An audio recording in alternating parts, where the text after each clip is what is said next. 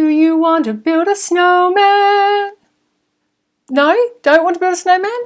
Do you want to look at the magnitude of vectors? No? Oh well, we're going to anyway. Right, magnitude of vectors, also referred to as length. Now, if we had the vector v, and here's its components, as we talked about in the last video, the component form 2, 5, and then its unit vector form is 2i plus 5j. What would that look like? I find it's really handy to picture what these vectors look like so that it'll help you do some problem solving, particularly later on. So the 2 there is the horizontal component of 2. So if here was the beginning, imagine going across 2, and that 5 tells us to go up 5. So constructed like that. Now you look at that. If we'd given you that shape, that question in junior years of maths, and we asked you to find this, what would you do? You'd probably look at a right angled triangle there with width 2 and height 5. And what technique would you use? Pythagoras, I'm assuming. And I love that a technique that you've learnt in year 9 often is something that is going to come in handy here with some specialist maths or year 12 maths down the track. And often the simplest solutions to problems are the ones that you should try first. Okay, do you remember what that's called when it's got those square straight brackets? It's the modulus of v. So that's, you might think m for modulus, m for magnitude. It's the distance, the length, if you like. And that's Pythagoras. So have a look where we've got that from. A squared plus b squared equals the hypotenuse squared. So our a, our first length, we square that, we add on 5 squared, and that's equivalent to this length squared. So to work that out on its own, it's the square root of that. So in this case, v has a magnitude of root 29. What about if v had a -5 in that component there, the vertical component? So it's, which direction is that going? It's going down. So it would look like this. It's still got a 2 to the right, but 5 down this time around. And so the magnitude of v in this case, what would that be? It's still the same, isn't it?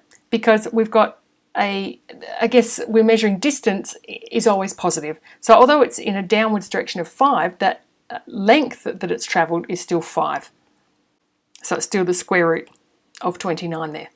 So in general, if vector v has components a and b written either with a square bracket horizontally or round brackets vertically, and it has this unit vector, then the magnitude of v modulus, because we have to take the positive of that, comes from Pythagoras. So the horizontal component squared plus the vertical component squared and the square root of that.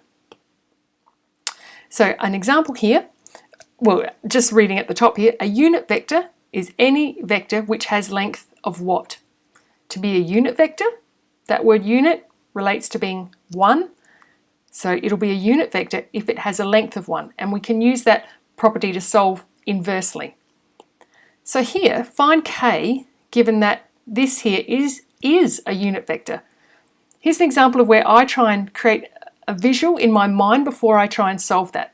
So we've got the two components, the -1/3, well, I think of that, all right, so that's going left a third, doesn't matter how long that is, I'm just trying to create an idea that way. Now k, we don't know if k is a positive number or a negative number, so just for the sake of this, I'm going to draw k like this. That's k. Now what fact do we know? They've told us that it's a unit vector.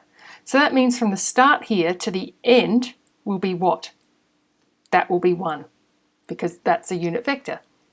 And so you can now see why the formula is going to be what it is using Pythagoras, that if you were ever trying to solve for one of the shorter sides, that it's a rearrangement of Pythagoras. So you could jump straight into that, but I'm going to take you through one step at a time.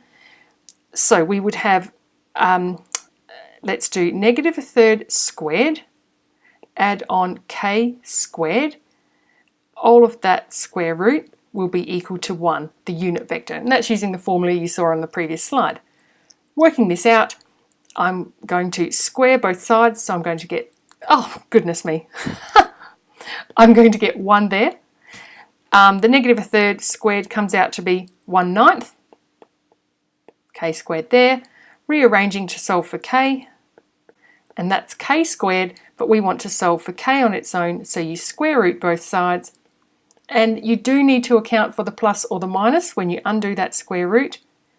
And the square root of 9 comes out to be 3, so simplify that as soon as you can. And that's our answer for k. Because remembering k could be going in a downwards direction or a positive direction. So that's not to do with the length. So don't think that, oh, I can't have a negative number because we're dealing with length. We already know what the length is. The length was 1. Okay, so a short example there, and the next video in this series is operations with plane vectors. Thank you.